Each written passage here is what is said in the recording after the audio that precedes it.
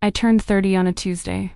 I brought cupcakes to the office, chocolate with vanilla frosting, the kind with the little swirls on top that look fancy but are actually from the grocery store bakery. I put them in the break room with a little sign I'd made, "Help yourself, it's my birthday." I was excited. 30 felt like a milestone, a decade marker. I'd been at the agency for 3 years. I had good relationships with my coworkers.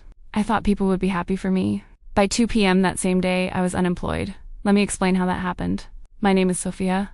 Well, that's not my real name, but it's what I'll use for this story. I'm a marketing account manager. Or I was at the time this happened. I worked at a small marketing agency. About 20 employees total. We handled digital campaigns for mid-sized businesses.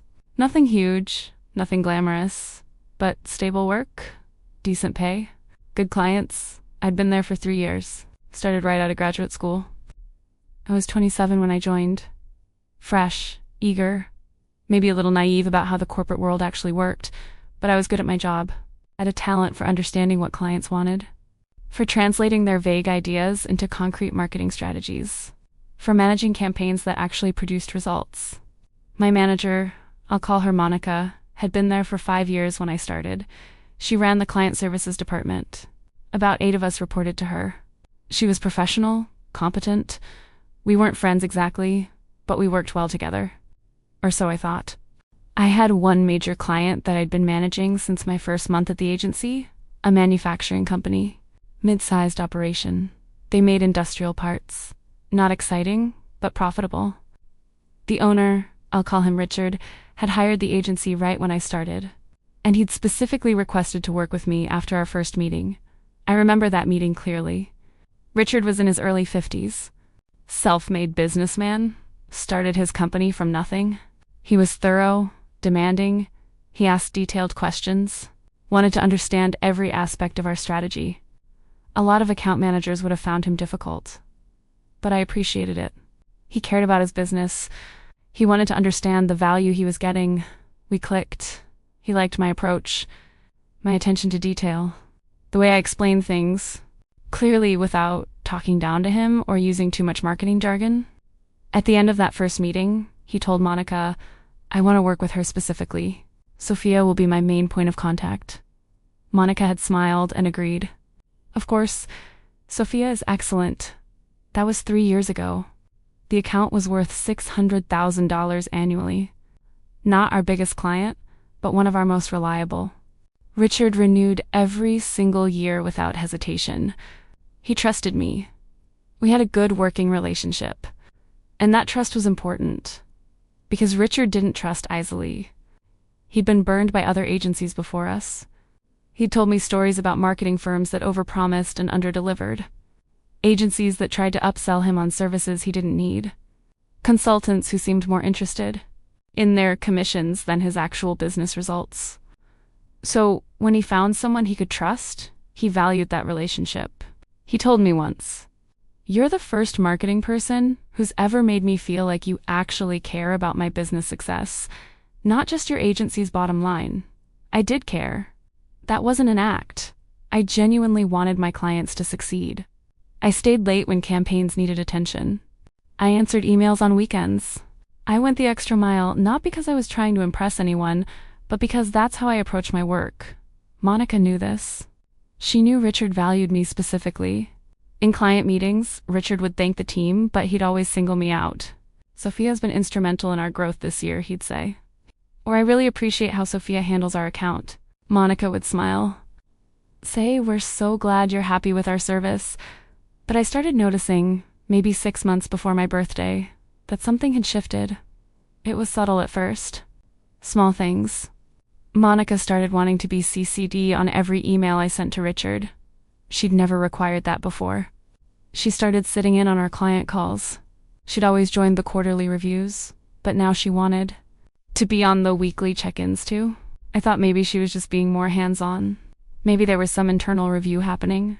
I didn't think too much about it. Then she started asking me to document everything. "Just for our records," she'd say. But she wanted detailed notes on every conversation, every decision, every campaign metric. It felt excessive, but I did it. I'm thorough by nature anyway. About 2 months before my birthday, she started making changes to how I worked. She wanted approval for decisions I'd been making independently for years.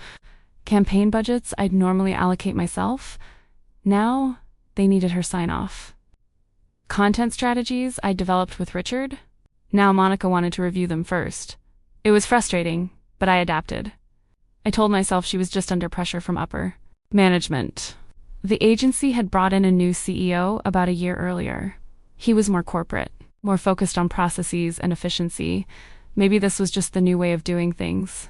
I should have seen the warning signs, but I was focused on my work, on my clients, on doing a good job.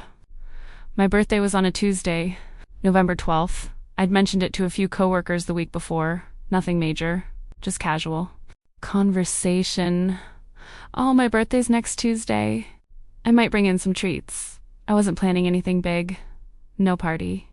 No dinner out with coworkers. Just cupcakes in the break room. A small gesture, a way to mark the day. I got to work at 8:30 that morning, normal time.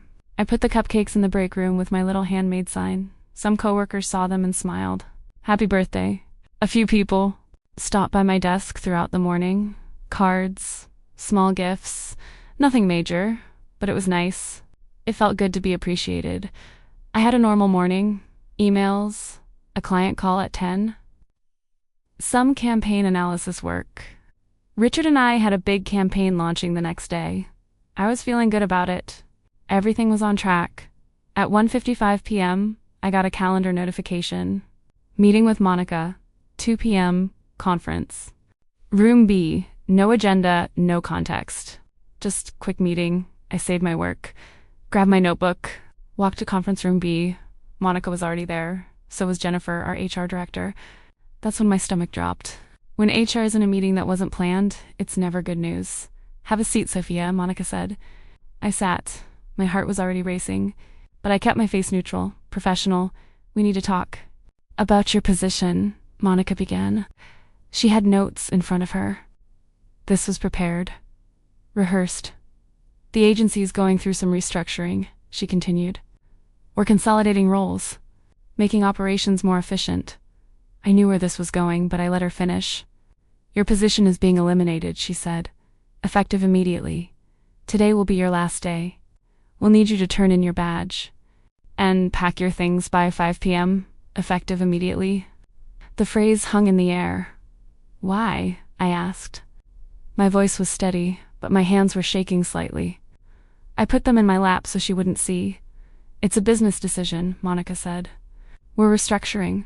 Your role is redundant. Redundant with what? I asked. With other capabilities on the team, which team members will be taking over my responsibilities? My clients? She hesitated. That's still being determined. I processed this. Today was my birthday. I'd brought cupcakes. I could hear people in the break room.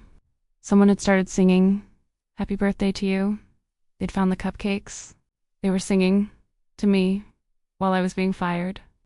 The absurdity of it was almost too much. I felt like I was in a surreal dream. This couldn't be real. Monica, I said. Carefully, can I ask why you're doing this today? Today specifically? She looked at me, blinked. What do you mean? It's my birthday, I said. Her face went blank. Is it your birthday? She didn't know. She genuinely didn't know. Or she knew and didn't care, which might have been worse. Yes, I said. It's my 30th birthday. I brought cupcakes this morning. They're in the break room. People are singing to me right now. I could still hear them, faintly, through the conference room walls. Happy birthday, dear Sophia. Monica glanced at Jennifer. There was a flicker of something on her face. Discomfort, maybe, but she pushed forward. That's unfortunate timing, she said. But the decision was made last week. Today works better for our transition schedule. Translation, she didn't care. Or maybe she did know. And chose today anyway. Jennifer slid a termination letter across the table. Standard format. Position eliminated due to restructuring. No performance issues mentioned. No complaints. No warnings. Just eliminated. What about my clients? I asked. Richard's campaign launches tomorrow. He's expecting me to manage it. We'll handle the transition, Monica said. You don't need to worry about that, Richard. Specifically works with me? Has anyone told him about this? That's not your concern anymore. I felt numb. 3 years. 3 years of late nights, weekend emails, building relationships, delivering results. And this was how it ended. On my birthday, while people sang in the next room. "You'll receive 2 weeks severance," Jennifer said. She was reading from a script. "Your benefits will continue through the end of the month. You can apply for COBRA if you need extended coverage. Here's the information packet. 2 weeks severance for 3 years of work." That was the minimum required by law. I signed the papers. What else could I do? I wasn't going to make a scene. I wasn't going to cry in front of them. I refused to give them that satisfaction. "You have until 5 p.m. to pack your things," Monica said. "Security will escort you out." Security. As if I was going to steal something. As if I was a threat. I stood up. "Okay," I said, "just that. Okay." I walked out of the conference room. The singing in the break room had stopped. I walked past it. Didn't go in. Went straight to my desk. A few coworkers were still at their desks. They looked at me. Some of them had clearly heard. In a small office, news travels fast. Their faces showed sympathy, pity, but nobody said anything. What could they say? I had 3 boxes in my storage area. I pulled them out and started packing. 3 years of work. 3 years of memories. Photos on my desk, a plant, some books, personal files I'd accumulated. It took me about an hour. I worked methodically, deliberately. I wasn't going to rush. If they were kicking me out, I was going to do it on my terms, at my pace. A few people came by. Quiet condolences. "I'm so sorry, Sophia. This is terrible. You didn't deserve this." I thanked them, kept packing. One coworker, Angela, came by and whispered, "This is wrong. Everyone knows you're the best account manager here. This doesn't make sense." I appreciated that, but it didn't change anything. By 4:30, I was done. 3 boxes. I carried them to my car one at a time. It was a cold November afternoon. Gray skies. The kind of day that matches your mood when your mood is terrible. I loaded the last box into my trunk at 4:35 p.m., closed it, stood in the parking lot. 30 years old. Unemployed. On my birthday. I sat in my car. Didn't start it, just sat there, trying to process, trying to figure out what to do next. My phone rang. Richard. I stared at the screen. For a moment, I considered not answering, but Richard didn't deserve that. He'd been a good client. A good person. He deserved to know what happened. I answered. "Hey, Sophia," he said. His voice was upbeat. "Normal. Just calling to check on tomorrow's campaign launch. We're all set on our end. Wanted to make sure everything's ready to go." I took a breath. "Richard, I need to tell you something." My voice must have sounded off, because his tone immediately shifted. "What's wrong?" "I've been terminated. Today was my last day." Silence. Complete silence for probably 5 seconds, which felt like an eternity. "You what?" he finally said. "I was let go. Position eliminated. I found out about 2 hours ago." "What the hell happened?" He sounded angry. Not at me, but angry. "Monica said they're restructuring. My role is redundant." That's all the explanation I got. "Redundant? You're not redundant. You're the only reason we've stayed with this agency. Who's taking over our account?" "I don't know." Monica said they're still figuring that out. More silence. I could hear him breathing, processing. "This is bullshit," he said. "Complete bullshit. You've been excellent. Your work has directly contributed to our growth. Your campaigns have been the most effective marketing we've ever done. And they just fired you? On what grounds?" "No grounds. Just business restructuring." "Did they give you any warning? Any performance issues?" "No, nothing." This came out of nowhere. I could hear him typing. Fast, angry typing. "When did this happen? What time?" 2 p.m., about 2.5 hours ago. "And they're just telling me now? Our campaign launches tomorrow morning, and nobody thought to inform me that my account manager was being fired?" "I'm sorry, Richard. I know the timing is terrible. Don't apologize. This isn't your fault. This is incompetence on their part." He was quiet for a moment. Then, "Listen, I need to make some calls. Can I call you back in an hour?" "Of course. Stay by your phone." We hung up. I sat in my car, still in the agency parking lot. I didn't know what Richard was going to do. but I knew him well enough to know he wasn't just going to accept this. Richard didn't trust easily, but when he did trust someone, he was loyal. And he'd just learned that the person he trusted had been fired without warning, right before a major campaign launch. I waited. It was getting dark. The parking lot lights came on. Employees were starting to leave. End of the workday. Everyone going home. Normal Tuesday for them. Worst Tuesday of my life for me. My phone rang again. Richard. It had been about 40 minutes. Sophia, I just got off the phone with Monica, he said. His voice was cold. Controlled anger. What did she say? She confirmed that you were terminated today. She said it was a routine restructuring, said. They'd ensure a smooth transition for our account. She assured me our campaign would launch on schedule. Okay, I said. I told her that's unacceptable, Richard continued. I told her that I hired your agency specifically because of you. That you've been managing our account for 3 years. That I have a personal working relationship with you, not with the agency. My throat tightened. I didn't know what to say. I told her. That, if you're gone, I'm done with them, Richard said. Richard, you don't have to. Yes, I do, he interrupted. I've been in business for 30 years. Sophia, I know the difference between someone who's just doing a job and someone who actually cares about their client's success. You're the latter, and I'm not going to work with a company that treats people like that. What are you going to do? I already did it. I sent an email terminating our contract, effective immediately. CCD, their CEO. I sat up straight. You terminated your contract? Yes. $600,000 a year. They just lost it. I didn't know what to say. I was stunned, grateful, overwhelmed. Richard, I don't know what to say. Don't say anything. This is a business decision. If they're willing to fire their best account manager without warning, right before a major campaign launch, then they're not a company I want to work with. He paused. Now, I have a question for you, he said. How soon can you start working independently? What do you mean? I mean, how soon can you set up as an independent consultant? Because I want to hire you directly, not through an agency, just you. I couldn't process what he was saying. Richard, that's incredibly generous. But I can't ask you to. You're not asking. I'm offering. Look, I need someone to manage our marketing. I trust you. I don't trust a random person the agency assigns to replace you. So why don't I just hire you directly? I need to set up an LLC, get insurance, put together proper contracts. How long would that take? 2 weeks? Maybe 3? Perfect. Get that done. Send me your rates when you're ready. I'll pay you what I was paying the agency. $600,000 annually?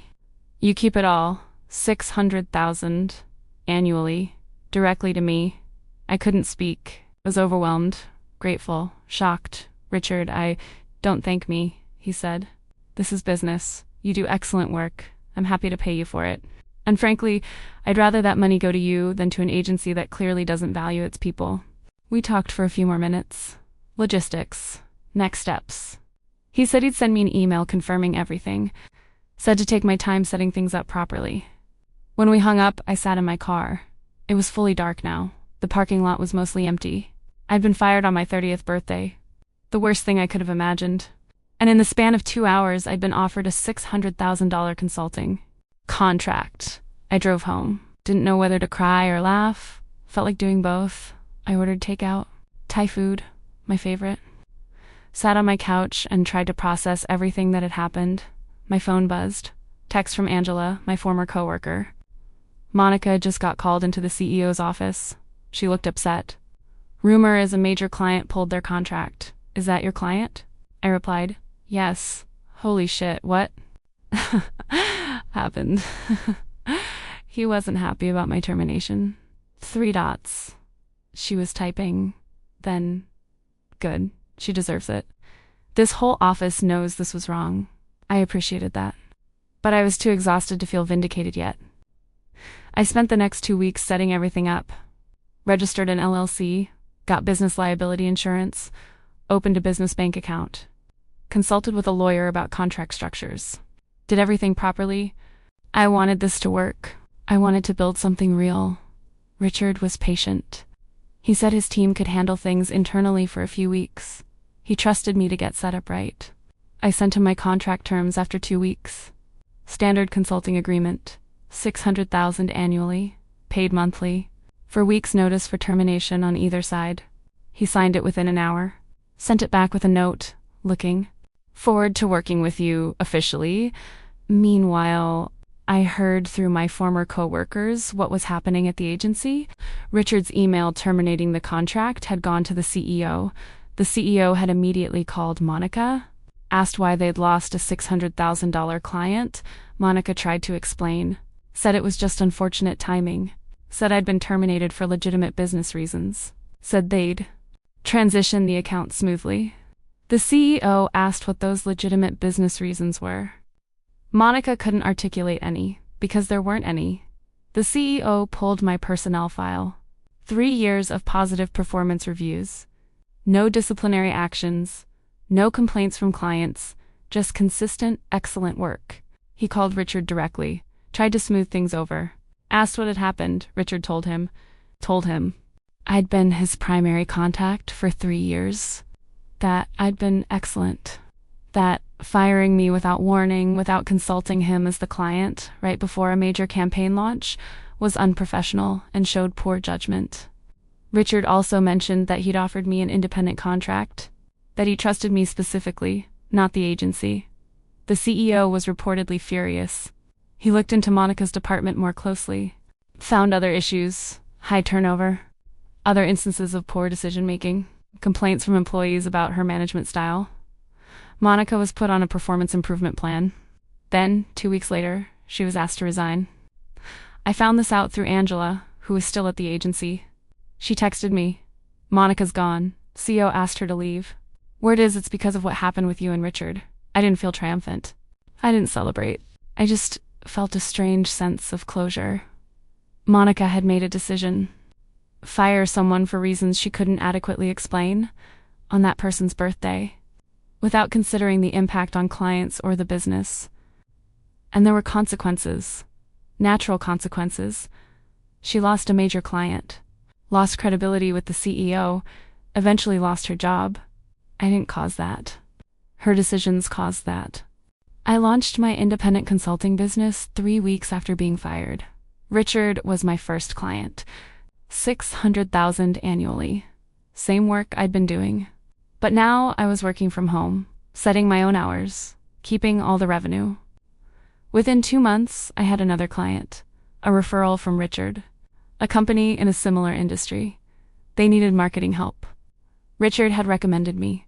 "Sophia's the best marketing professional I've ever worked with," he told them. "You'd be lucky to have her." I took them on. Another $300,000 annually. By month 6, I had 4 clients. Total annual revenue, $1.1 million. I hired a part-time assistant, then a junior account manager. I was building a small agency, but this time, I was in control. A year after being fired, I was running a successful consulting firm, 6 clients, revenue over $1.5 million. Small team of 3 people. The agency that fired me? They were still around, smaller. They'd lost a few more clients in the months after I left. Monica's replacement was struggling to stabilize the department. I didn't wish them ill. I just knew they'd made a choice, and choices have consequences. As for me, I was doing better than I ever imagined. I had freedom, flexibility, financial security, control over my own career, and it all started because Monica made a decision. A decision to fire me on my birthday. She thought she was ending my career. She thought she was making a smart business decision. She was wrong. Sometimes the worst thing that happens to you becomes the catalyst for the best thing.